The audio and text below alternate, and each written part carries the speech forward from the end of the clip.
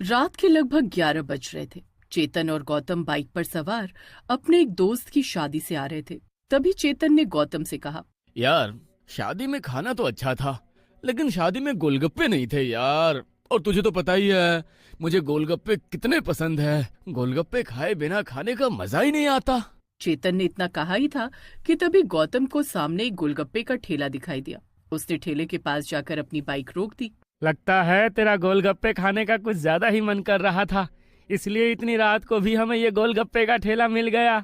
अरे गोलगप्पे का ठेला तो मिल गया, लेकिन उसके साथ साथ इतनी सुंदर लड़की भी मिल गई। देख तो, इतनी सुंदर लड़की रात को सुनसान सड़क पर इस तरह गोलगप्पे बेच रही है। अरे तुझे गोलगप्पे से मतलब है या इस लड़की से? चल जल्दी से खाने चलते हैं। गौतम और चेतन गोलगप्पे के ठेले पर गोलगप्पे खाने के लिए जाते हैं और लड़की गोलगप्पे खाने के लिए उन दोनों को एक एक कटोरी देती है और गिनती कर कर के उन्हें गोलगप्पे खिलाती जाती है। आप दोनों के 50 रुपए हो गए सर। अरे 50 क्या, हम तो तुम्हें 100 रुपए भी दे देंगे। वैसे इतनी रात गए यहाँ पर ठेला लगाना अच्छी बात नहीं है। तुम एक काम करो, हमारे साथ चलो, मैं तुम्हें अच्छी नौकरी लगवा देता हूँ।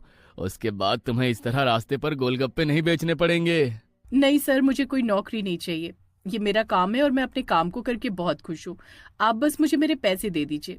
सीमा बार बार उनसे अपने पैसे मांगती है, लेकिन फिर भी वो दोनों उसे उसके पैसे नहीं देते और उसके साथ बार बार बदतमीजी करने लगते हैं।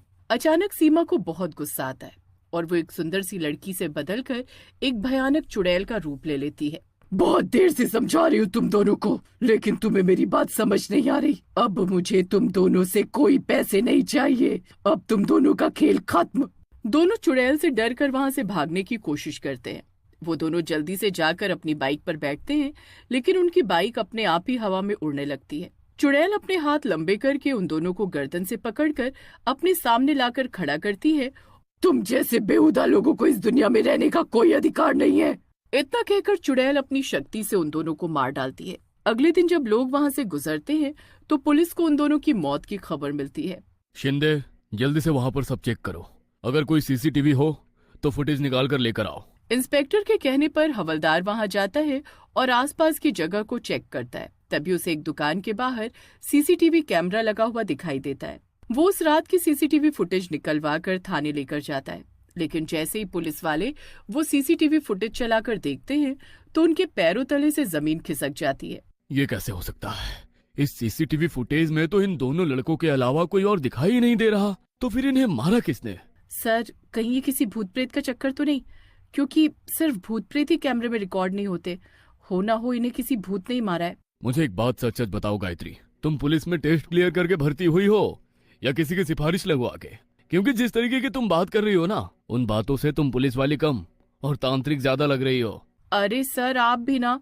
मैंने तो आपको वही बताया जो मुझे सही लगा। आप खुद ही बताइए, अगर कैमरा रिकॉर्डिंग में इन दोनों के अलावा कोई और है ही नहीं तो इन्हें मारा किसने? लेडी कांस्टेबल की बात इंस्पेक्टर के दिमाग में भी शक पैदा कर देती है, लेकिन पुलिस होने के नाते वो इस बात पर यकीन नहीं कर सकते थे, इसलिए वो इस बात को रफा दफा कर देते हैं। कुछ दिन बाद कुछ लोग पुलिस स्टेशन के बाहर आकर पुलिस वालों के खिलाफ विद्रोह कर देते हैं। ये सब पुलिस वाले सिर्फ सरकार के पैसे खा रहे हैं। यहाँ इतने महीनों से सावित्री चौक पर इतने कत्ल हो गए, लेकिन अभी तक इनको पता नहीं लगा कि आखिर लोगों को मार कौन रहा है। मेरे पति का कातिल आज तक नहीं मिला। कैसा कानून है ये? देखिए मैडम, हम भी उस खूनी को ढूंढने की कोशिश कर रहे हैं, लेकिन हमें पता ही नहीं लग पा रहा है कि वो है कौन। जितनी बार भी हमने सीसीटीवी की फुटेज चेक की है, उतनी बार हमें वहां पर कोई नजर ही नहीं आया। फुटेज में सिर्फ वही लोग नजर आते हैं जिनका कत्ल हुआ। कत्ल करने वाला कैमरे के सामने दिखाई ही नहीं देता। अरे कत्ल करने वाला इंसान है या भूत जो कैमरे के सामने दिखाई नहीं देता? आप सब लोगों की काम करने की नीयत ही नहीं है, वरना क्या अब तक एक कातिल नहीं पकड़ा जाता?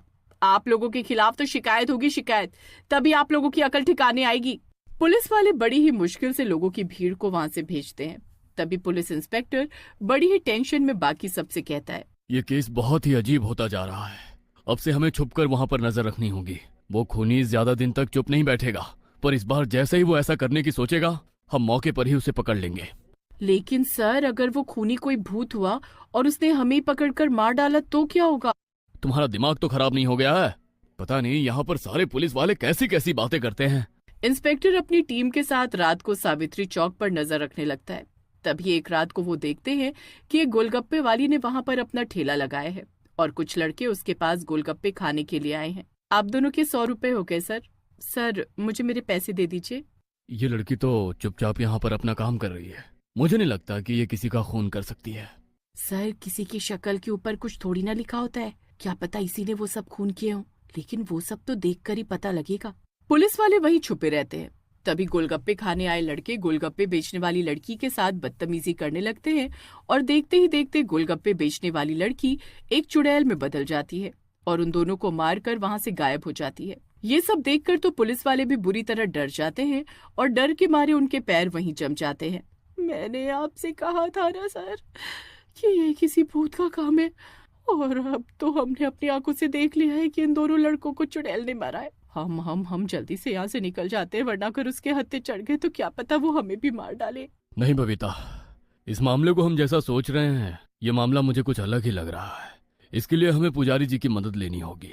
पुलिस इंस्पेक्टर अगली सुबह अपनी टीम को लेकर गांव के मंदिर पहुंच जाता है। वहां जाकर वो पुजारी जी को सारी बात बताते हैं। पुजारी जी रात को उस चुड़ैल को पकड़ने के लिए सावित्री चौक पर जाते हैं। वहां पर गोलगप्पे का ठेला लगा हुआ था और गोलगप्पे बेचने के लिए एक सुंदर सी लड़की वहां खड़ी थी। पुजारी जी समझ गए थे कि ये वही चुड़ैल है, लेकिन इससे पहले कि पुजारी जी कुछ कर पाते, गोलगप्पे वाली चुड़ैल का ध्यान पुजारी जी पर चला गया और वो तुरंत ही वहां से गायब हो गई। अरे नहीं, मुझे पहले ही सावधान होकर जाना चाहिए था। ये तो मुझे देखते ही गायब हो गई। इसे पकड़ने के लिए मुझे कुछ और तरीका अपनाना होगा। अगले दिन पुजारी जी एक जवान लड़के को वहां पर भेजते हैं।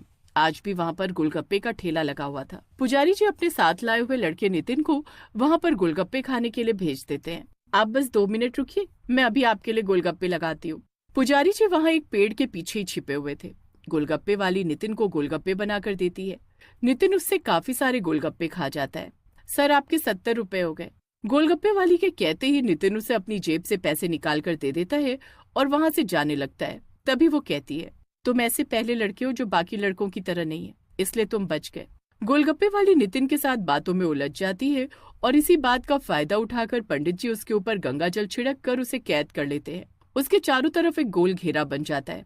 सुंदर सी लड़की से बदलकर अब वो एक भयानक चुड़ैल का रूप ले लेती है। वो घेरे से बाहर निकलने की कोशिश करती है, लेकिन ना तो वो घेरे से बाहर निकल पाती है और ना ही वहां से गायब हो पाती है। ये क्या किया तुम लोगों ने? मुझे छोड़ो, मुझे इस घेरे से आजाद करो। अब तो तू तभी इस घेरे से आजाद होगी जब तू ये बताएगी कि तूने क्यों इतने सारे लड़कों की जान ली। सच सच बता कि आखिर तूने ये सब क्यों किया। अगर ऐसा नहीं करती तो और क्या करती? वो सब इसी के लायक थे, इसलिए मैंने उन्हें मौत के घाट उतार दिया। आज से 3 साल पहले यहाँ पर मैं अपना गोलगप्पे का ठेला लगाती थी, लेकिन कुछ लड़कों ने मेरे साथ बदतमीजी की और मुझे मार डाला। और ना जाने कितनी लड़कियों के साथ हर रोज ऐसा होता है। मैं आज भी यहाँ पर अपना गोलगप्पे का ठेला लगाती हूँ, ताकि अगर कोई ऐसी मानसिकता का लड़का मेरे पास आए तो मैं उसे जिंदा न छोड़ूं, ताकि आगे जाकर वो किसी और की जिंदगी खराब न कर पाए। मैं मानता हूँ कि तुम्हारे साथ जो भी हुआ बहुत गलत हुआ, लेकिन किसी को उसके कर्मों की सजा देना भगवान का काम है और यहाँ पर भी न्याय करने के लिए पुलिस है। तुम ये सब बंद करो और मुक्त हो जाओ। नहीं, मैं मुक्त नहीं होना चाहती। मैं बस अपनी जैसी मासूम लड़कियों को ऐसे दरिंदों से बचाना चाहती हूँ। मैं कभी किसी बेगुनाह को नहीं मारूंगी, इस बात का मैं आपसे वादा करती हूँ। गोलगप्पे बेचने वाली चुड़ैल की बातें सुनकर पुजारी जी और नितिन का मन भी उसकी बात मानने को करता है। वो उसे मुक्त किए बिना ही उस घेरे को मिटाकर वहां से आ जाते हैं। लेकिन पूरे गांव और आसपास के गांव में ये खबर पानी की तरह फैल जाती है। गोलगप्पे बेचने वाली चुड़ैल के डर से अब लड़के लड़कियों से बदतमीजी करना तो दूर, उनकी तरफ देखने से भी घबराते हैं। गोलगप्पे बेचने वाली चुड़ैल का जो मकसद था वो आखिरकार पूरा हो जाता है।